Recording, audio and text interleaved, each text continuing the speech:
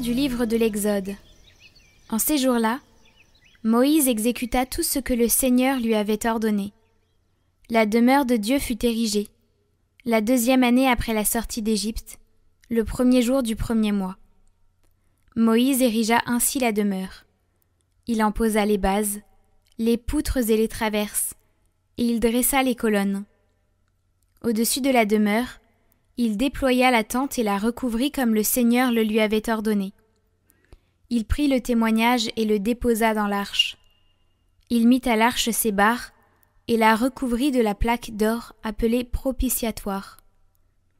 Il introduisit l'arche dans la demeure et posa le rideau pour voiler l'arche du témoignage, comme le Seigneur le lui avait ordonné.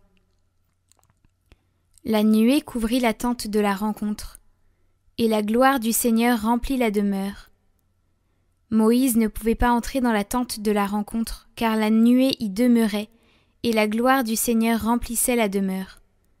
À chaque étape, lorsque la nuée s'élevait et quittait la demeure, les fils d'Israël levaient le camp. Si la nuée ne s'élevait pas, ils campaient jusqu'au jour où elle s'élevait. Dans la journée, la nuée du Seigneur reposait sur la demeure, et la nuit, un feu brillait dans la nuée, aux yeux de tout Israël. Et il en fut ainsi à toutes leurs étapes.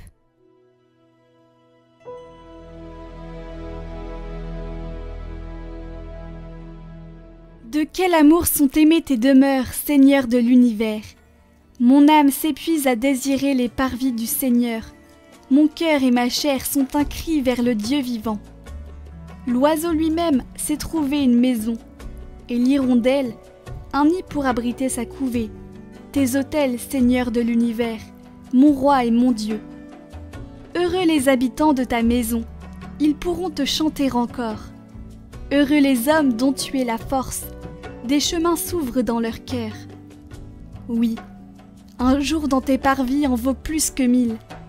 J'ai choisi de me tenir sur le seuil, dans la maison de mon Dieu, plutôt que d'habiter parmi les infidèles.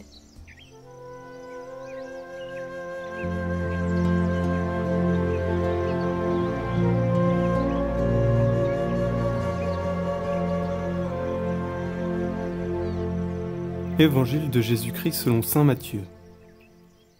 En ce temps-là, Jésus disait aux foules : « Le royaume des cieux est un corps comparable à un filet que l'on jette dans la mer, et qui ramène toutes sortes de poissons. Quand il est plein, on le tire sur le rivage, on s'assied, on ramasse dans les paniers ce qui est bon, et on rejette ce qui ne vaut rien. Ainsi en sera-t-il à la fin du monde. Les anges sortiront pour séparer les méchants du milieu des justes, et les jetteront dans la fournaise. Là, il y aura des pleurs et des grincements de dents. Avez-vous compris tout cela ? Ils lui répondent : Oui. Jésus ajouta : C'est pourquoi tout scribe devenu disciple du royaume des cieux est comparable à un maître de maison qui tire de son trésor du neuf et de l'ancien. Lorsque Jésus eut terminé ses paraboles, il s'éloigna de là.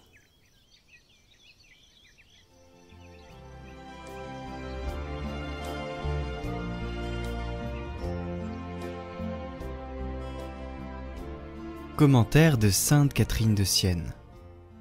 Sainte Catherine a entendu dire : Au dernier jour du jugement, lorsque le Verbe, mon Fils, revêtu de ma majesté, viendra juger le monde avec sa puissance divine, il ne viendra pas comme ce pauvre misérable qu'il était lors de sa naissance du sein de la Vierge, dans une étable au milieu des animaux, ou tel qu'il est mort, entre deux larrons.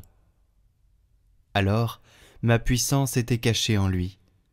Je lui laissais endurer comme homme peine et tourment. Non point que ma nature divine ait été séparée de la nature humaine, mais je le laissais souffrir comme un homme pour expier vos fautes. Non, ce n'est pas ainsi qu'il viendra au moment suprême. Il viendra dans la toute-puissance et dans tout l'éclat de sa propre personne. Au juste, il inspirera en même temps qu'une crainte respectueuse, une grande jubilation. Non pas que son visage change, son visage en vertu de la nature divine, est immuable, parce qu'il ne fait qu'un avec moi. Et en vertu de la nature humaine, son visage est également immuable, puisqu'il a assumé la gloire de la résurrection. Aux yeux des réprouvés, il apparaîtra terrible, parce que c'est avec cet œil d'épouvante et de trouble qu'il porte au-dedans d'eux-mêmes que les pécheurs le verront. N'est-ce pas ce qui se passe pour un œil malade ? Dans le soleil brillant, il ne voit que ténèbres, alors que l'œil sain y voit la lumière.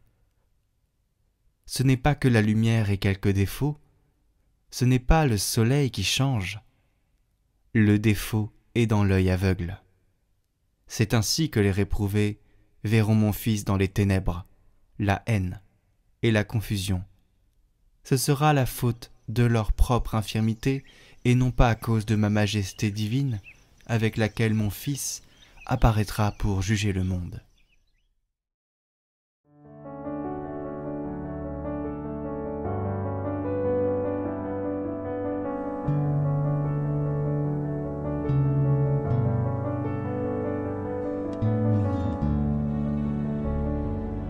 Au nom du Père, du Fils et du Saint-Esprit. Amen. 8e jour. La dévotion mariale. Saint Jean-Marie Vianney, vous aviez une tendre dévotion pour la Vierge Marie, que vous appeliez la portière du ciel. Vous avez voulu qu'elle soit présente au-dessus de chaque entrée de votre Église comme une invitation à se confier à elle afin de mieux rejoindre le Christ. Vous lui avez consacré votre paroisse et toute votre œuvre avec un amour filial et une confiance totale. Saint curé d'Ars, aidez-moi à aimer et à prier Marie, ma mère. Comme un enfant, que je sache me confier à elle, à sa tendre protection. Que sous son regard et sous sa protection, elle me conduise vers le Seigneur, son Fils bien-aimé. Qu'à sa prière, je garde pureté et joie. Que par son intercession et la vôtre, je sache toujours dire oui à la volonté de Dieu.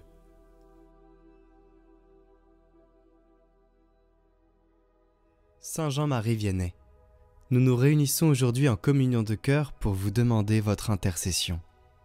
Dans ce monde qui se déchristianise et où le péché règne, vous qui aviez le don de voir le cœur des personnes, nous vous demandons d'ouvrir les cœurs des responsables de l'Église pour que leur mission porte du fruit et qu'ils ne se perdent pas, permettant de nouvelles et nombreuses vocations afin de répondre aux besoins évangéliques de la mission dans les pays qui manquent de prêtres et où l'obscurantisme s'appesantit. Nous nous engageons à, pour ceux qui le peuvent, nous rendre à l'adoration dans les jours qui viennent pour déposer cette demande devant la présence réelle. Nous nous engageons aussi à communier à cette intention pour ceux qui le peuvent. Nous vous déposons aussi les demandes de chacun priant cette neuvaine. Intercédez pour chacun de nous.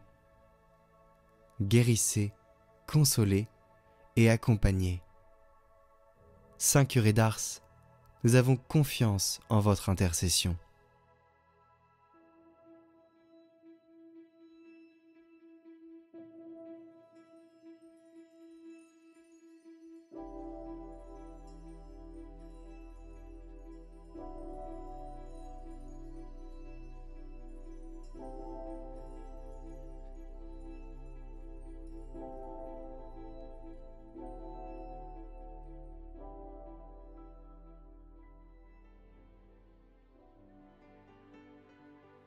Notre Père qui êtes aux cieux, que votre nom soit sanctifié, que votre règne vienne, que votre volonté soit faite sur la terre comme au ciel. Donnez-nous aujourd'hui notre pain de ce jour. Pardonnez-nous nos offenses, comme nous pardonnons aussi à ceux qui nous ont offensés. Et ne nous laissez pas entrer en tentation, mais délivrez-nous du mal. Amen. Je vous salue Marie, pleine de grâce. Le Seigneur est avec vous. Vous êtes bénie entre toutes les femmes, et Jésus, le fruit de vos entrailles, est béni. Sainte Marie, Mère de Dieu, Priez pour nous, pauvres pécheurs, maintenant et à l'heure de notre mort. Amen. Gloire au Père et au Fils et au Saint-Esprit, comme il était au commencement, maintenant et pour les siècles des siècles. Amen. Retrouvez le chant du jour en lien en haut à droite et en description.